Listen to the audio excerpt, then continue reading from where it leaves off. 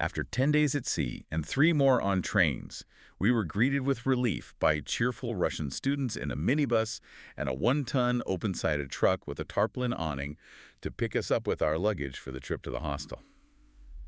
Oh, wow, imagine that moment. That quote really paints a picture, doesn't it? An American grad student arriving in Moscow back in the 1960s, crossing what must have felt like a very real iron curtain, even on an academic exchange. Yeah, it really does. Sets the scene. So today we're doing a deep dive into something pretty fascinating and, maybe a bit overlooked. This academic exchange program between the USSR and the USA that kicked off with the Lacey-Zarubin Agreement in 1958. Right.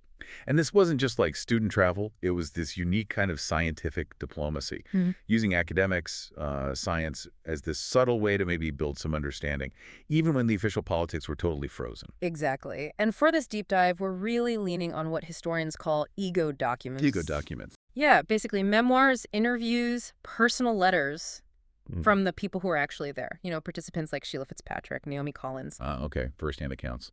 Precisely. And they're so valuable because they give you those everyday details, the feelings, the raw experience. We look at them through the lens of, say, the history of everyday life and that individual perspective, that subjectivity. It's not a mug, it's a feature. It helps us really get the nuances of what that Cold War interaction felt like on the ground. Gotcha. So our mission today really is to unpack some of the maybe surprising truths about this exchange. We want to explore the day-to-day stuff, the struggles, the unexpected connections, and figure out what the real impact was, beyond what the governments maybe intended. What does it tell us about the Cold War on a human level? Let's get into it. Sounds good. Okay, so first off, given how tense things were, how did this exchange even happen? I mean, it wasn't smooth sailing initially, right? The U.S. tried before. No, not at all. The U.S. actually put forward proposals way back in 45, then again in 53. Flat rejection, both times from the Soviets. Why? What was the big hang-up? Well, you have to remember the context. Soviet leadership, Khrushchev included, were deeply, deeply suspicious of foreigners. Right, the whole spy paranoia thing. Exactly. They saw them as potential agents of ideological subversion, or, as Khrushchev put it, like an enemy who comes with the purpose of recruiting Soviet people. Default mode was suspicion. Foreign contact equals danger. Okay, so that was the baseline. But then something changed in the late 50s. Enough for them to sign the Lacey-Zarubin Agreement. They already had exchanges going within the Soviet bloc, but opening up to the U.S. That seems like a huge leap. It was, but I think a couple of things shifted. First, the Soviets started to see maybe some actual value in scientific and technical cooperation, even with the West. Practical benefits. Yeah. And second, they probably realized that showcasing Soviet scientific achievements, having their scientists go abroad and do well, could be good PR globally. So this agreement, it wasn't really about reinforcing ideology among allies anymore. It was a pretty bold experiment in cultural diplomacy, trying to connect through knowledge, not just propaganda. Okay, so the door creaks open. The first American interns arrive in Moscow. What hits them first? What are those initial impressions stepping into this city they'd only read about? Well, it's striking how similar the descriptions are, at least initially. Yeah. People like Naomi Collins, Sheila Fitzpatrick, they both write about Moscow seeming, dull, outdated, and monotonously gray. Right, yeah. That comes up a lot, though. Right? It does. Which, makes you wonder, how much of that was the actual physical reality of Moscow then, and how much was maybe colored by, the Cold War narratives they brought with them? Preconceptions. That's a really important question, and Naomi Collins herself kind of hints at this. She suggested her experience mostly just confirmed the constructed ideas she already had about the Soviet state. So the ideas were already baked in. It seems like it. Like, even being there couldn't completely shake off those preformed images shaped by years of rhetoric. Their Moscow wasn't just bricks and mortar. It was an idea they encountered. And then there were the living situations, which sounds like it varied a lot. Oh, definitely. A real mixed bag. You had someone like Collins at Moscow State University, MSU, describing her private room, own bathroom as luxurious by Moscow standards. Luxurious, wow. Yeah, even a Time magazine piece in '62 mentioned comfortable 2-room dormitory rooms there. But then you compare that to Leningrad. Different story. Completely. Reports of dorms being far more squalid, shared rooms, sharing pretty much everything except, your toothbrush and toothpaste. Much more basic. That contrast must have really highlighted cultural differences too, right? Like the whole sharing thing. Absolutely. Western accounts often mention this Russian passion for sharing, which of course stood in stark contrast to American individualism. Hmm. And you see phrases like share and share alike pop up, which subtly reinforces that stereotype of Soviet collectivism. And then there's the famous hot plate. Ah, yes, the single electric burner. Exactly. It became this almost exotic symbol in Western media, often framed as, proof of deprivation, the lack of modern stuff. It was just a small appliance, but it sort of encapsulated a lot of those perceptions about daily life. Fascinating. Yeah. Okay, so beyond the look of the place and where they lived, Yeah. what about the interactions? When these American students actually started talking to Soviet students, Yeah. was it what they expected?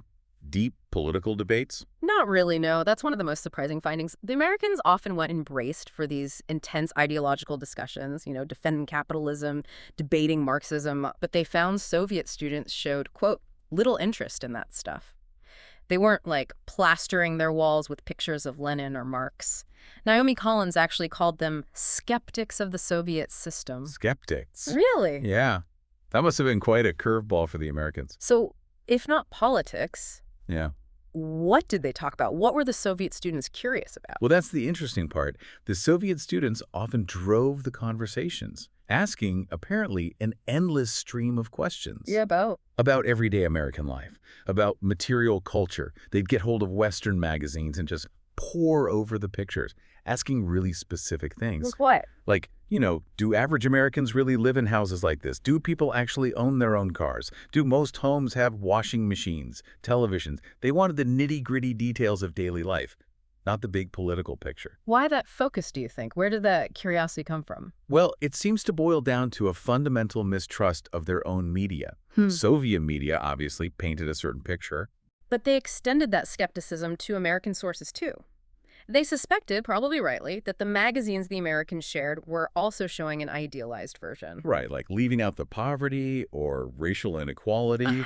Discussions about African-American life were apparently often missing. Exactly. So seeing those omissions probably just reinforced their doubts. They were already skeptical, and this didn't help.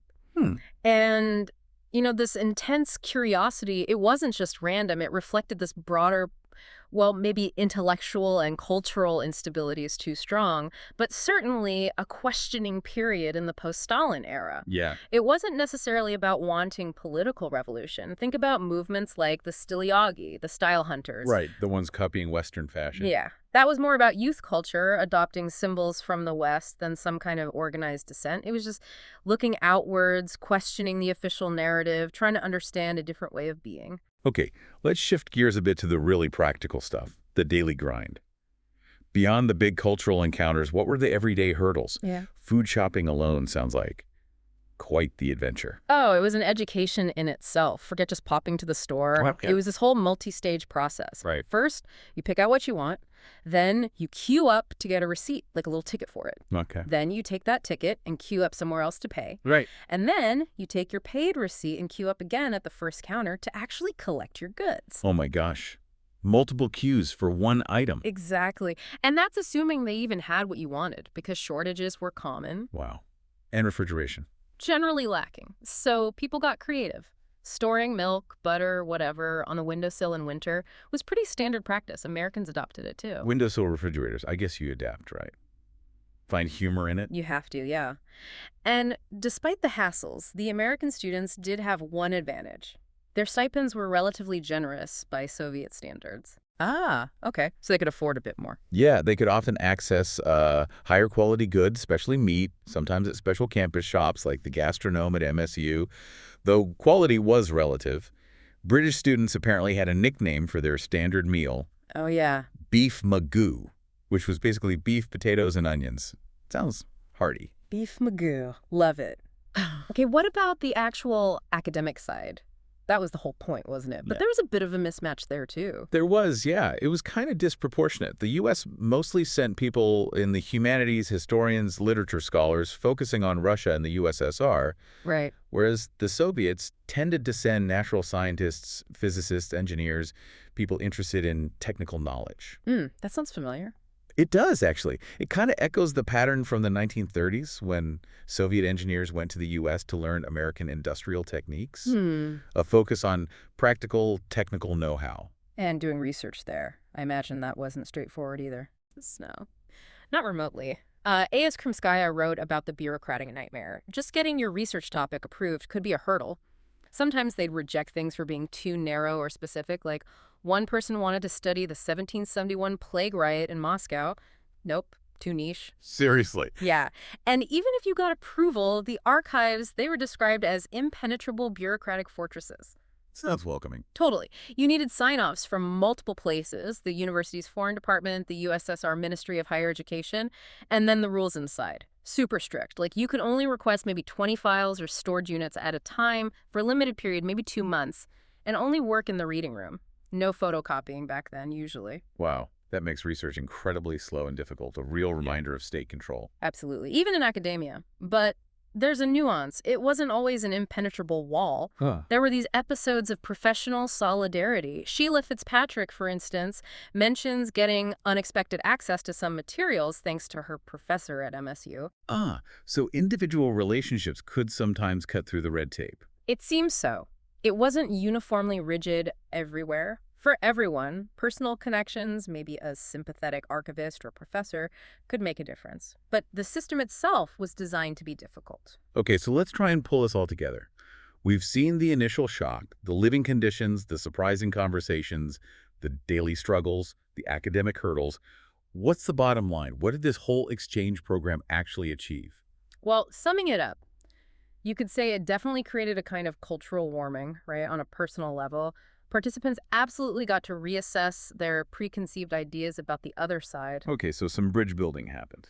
Yes, but it didn't really achieve that grand goal of promoting mutual ideological rapprochement. Meaning? The American interns didn't suddenly become communists, and their presence didn't magically convince the Soviets that the socialist model was flawless. The core ideological conflict remained. Right, so it wasn't about changing political minds.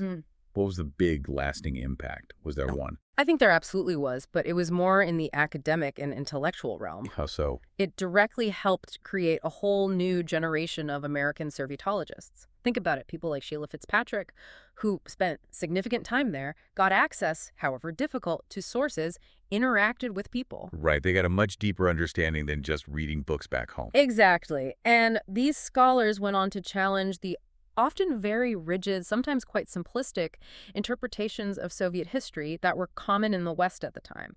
They brought nuance, complexity.